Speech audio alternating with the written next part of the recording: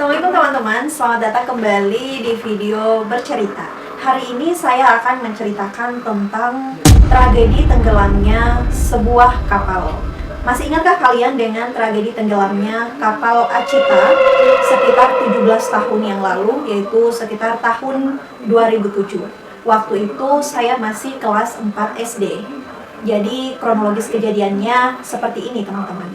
Jadi pada waktu itu, tepatnya tanggal 18 Oktober 2007, KM Achita ini melakukan pemuatan di sekitar dermaga Pulau Tomia dengan tujuan kota Bau-Bau.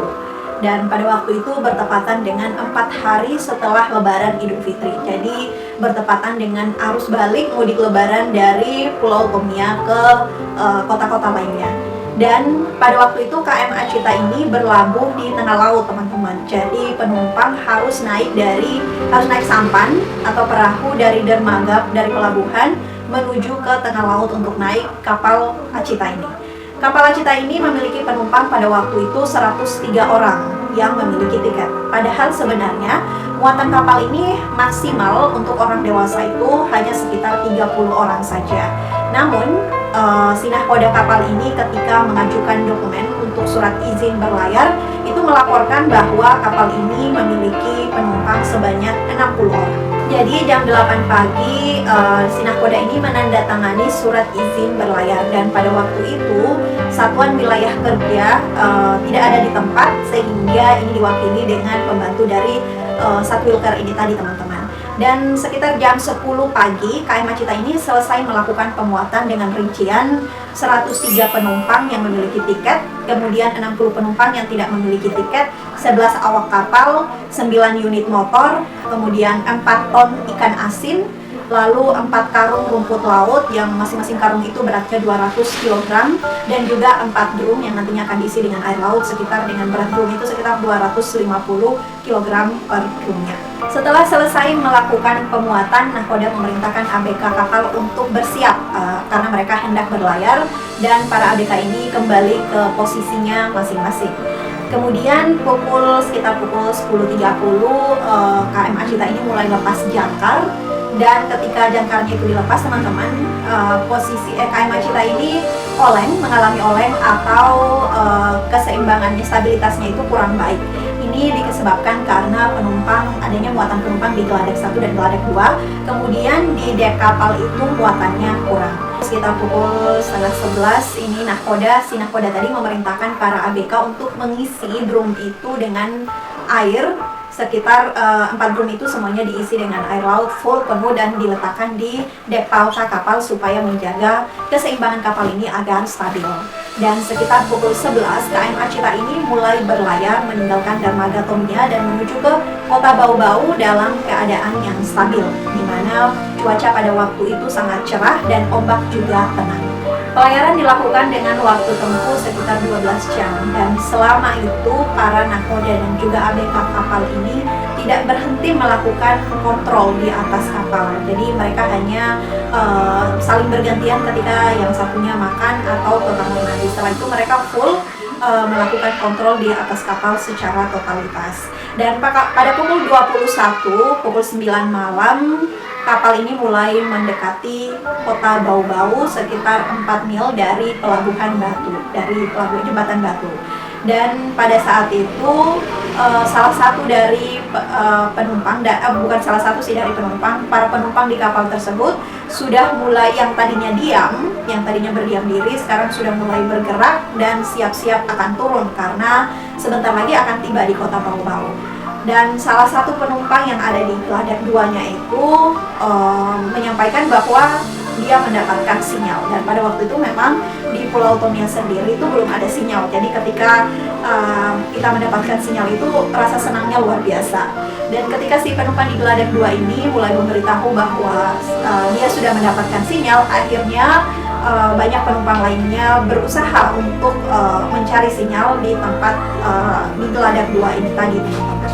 Para penumpang yang berusaha mencari sinyal HP ini tadi teman-teman mulai memenuhi bagian kanan kapal.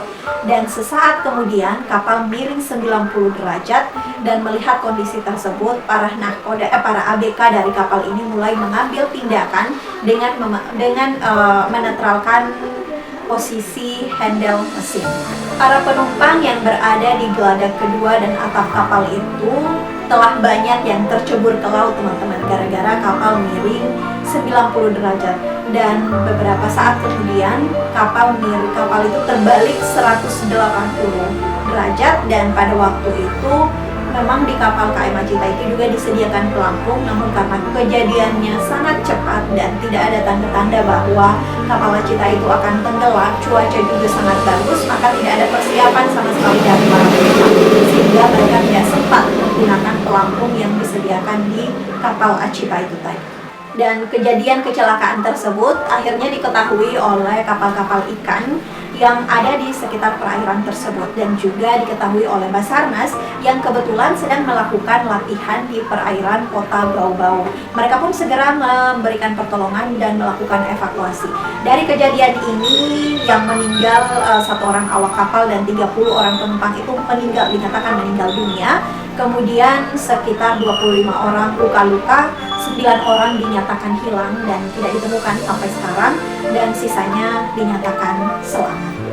Tenggelamnya KM Acita ini memang tidak ada tanda-tanda sebelumnya, teman-teman, dan pada waktu itu juga cuaca sangat bagus, dan banyak orang yang mengistilahkan bahwa air laut itu seperti cermin, saking tenangnya ombak pada saat itu. Namun karena memang muatan dari KM Acita ini berlebihan, dan pada saat itu bertepatan dengan arus balik mudik lebaran, di mana mungkin kapal lebih mementingkan dari segi mendapatkan keuntungan dibandingkan keselamatan, sehingga itu salah satu penyebab juga kecelakaan ini terjadi. Dan dari kecelakaan ini banyak 31 orang yang meninggal dunia, dan ada satu cerita yang sedih menurut saya, yaitu seorang ibu yang pada waktu itu membawa 3 orang anaknya ke Pulau Tomia, dan ketika kembali ke kota Bau-Bau, 3 orang anaknya tersebut tidak ada yang selamat. Jadi ibu tersebut kehilangan anaknya dalam tragedi, kehilangan semua anaknya dalam tragedi tenggelamnya kapal Acita ini.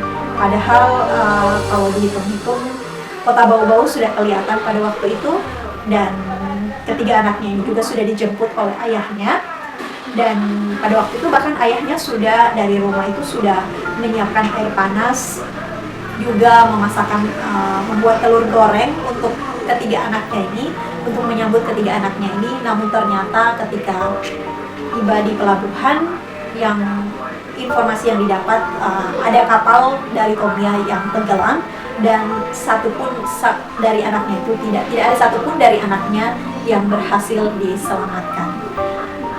Dan itu hanya satu dari cerita sedih dari tenggelamnya korban yang tenggelam di KM Acita itu. Namun banyak juga yang hilang, 9 orang hilang dan dinyatakan hilang dan tidak sampai sekarang bahkan tidak ditemukan.